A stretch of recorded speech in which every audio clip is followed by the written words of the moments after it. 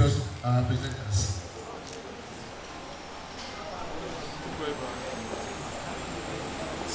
Okay, researchers can improve their efficiency. Researchers can improve their productivity. Researchers can improve collaboration. Researchers can improve decision making. Researchers can improve innovation. For these reasons, you understand that we have some benefits here, which I've just listed. Now, improved efficiency helps to streamline research processes, making them more efficient and less time consuming. It increases productivity. Okay? This can help researchers to make more productivity, and by giving them access to more information, and by automating taxes. What do I mean by this? You find that because of these digital technologies, you have the ability to get information at a nanosecond. And you can make up this information vitally. Thirdly, it enhances collaboration, as we heard from other speakers.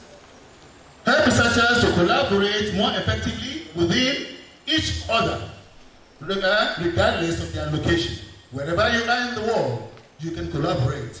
And you heard other speakers spoken about this area very, very well. Now, most importantly here again is about decision making.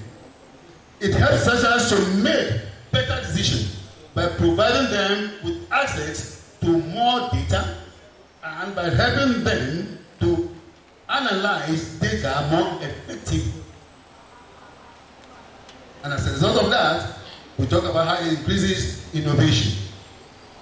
Digital technology can be helpful, or rather can help researchers to be more innovative by giving them access to new ideas or new tools, helping them to experiment with new ideas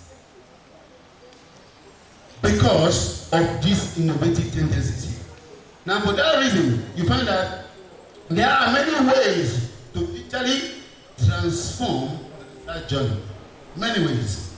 But out of these, I've just earmarked some areas where digital transformation can be applied. We look at what is called research and data management. Okay? In this area, you find that research management can take more effectively, making it easier to store, making it easier to share, making it easier to analyze your data. The ability to have research collaboration also takes place in this area. Okay? Where you have the facility researchers to collaborate, making it easier for researchers to work together on projects, regardless of their location. As I said earlier on, wherever you are in the world, you can collaborate with each other, like what most of us have here. Now, the next thing is about research communication. Digital technology can be used to communicate research findings more effectively, making it easier to share research with the public and with other researchers. Funding is a very vital area, as you heard earlier on. Research funding. Okay? Digital technologies can be used to streamline the research funding process, making it easier for researchers to secure funding for their project. And funding is a vital area in research work. And if you are not conforming to the rules or operandi's of a funder, they will not fund you. So please, let us conform to what the funder wants us to do, and we will definitely get the funding. The next point is about research training. Digital can be used to provide research training more effectively, making it easier for researchers to learn new skills and to stay up to date on the research, on the latest research method. This is a very vital area, because if you are not staying up to date, you cannot research things that are current. And for these reasons, I look into some tips that can make you research better. The first thing that I look into here is about start a clear vision. You start with a clear vision if you want to make a good research. you start with a clear vision. And here I said, what do you want to achieve by digitally transforming the research journey? What do you want to achieve? You must know what you want to achieve. And you must be clear in that area. And secondly, once you have a clear vision, you can start to develop a plan to achieve it. Without vision, you cannot plan. So you need a vision. What are you researching? What areas of research are you looking into? And how do you want to get it published? Secondly, involve stakeholders. You need to involve stakeholders in all your research, in all your publications, in all your projects. Whatever innovations you have that you want to bring to play, involve. And these are three areas. The researchers are to be involved, administrators are to be involved, the funders are to be involved. And if this is done, then you have done a good job. But there is a professor here. Please start small. Start small. Don't try to do too much. The moment you try that, well, it's a good thing also, because when you fail forward. Having said that, then you need to be flexible. You need to be flexible, because digital technology is constantly changing. Be prepared to adapt to plans as needed. If you are not flexible, it might be difficult for you to achieve your aims in research world. Measure your result. Measure your result. Help you to identify what's working and what's not working.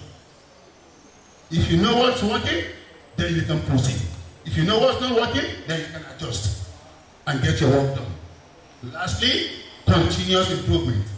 Okay? Digital technology is an ongoing process. Be prepared to continuously improve your effort. You need to improve your effort. Every day, every time, every moment. Now, the second part of my job here is about cloud computing, artificial intelligence, generative AI, and funding models. These areas are very germane because we all understand that cloud computing is being used to store and analyze large data sets, such as human genome and the climate data. This is allowing researchers to make new discoveries about the human body and the environment. For these reasons, you find that you get better information on the cloud. Artificial intelligence is another area that we look into. It is being used to develop new drugs and treatments to diagnose diseases and to personalize medicine. It is also used to develop new materials and to design new products. Very important. Generative AI is being used to create new art, new music, new literature. It's also being used to create new educational materials and to develop new marketing campaigns. This is an area that it is very germane in this context, so to speak. And then you find that using those gimmicks in marketing strategies, and you find that people will actually go for that product.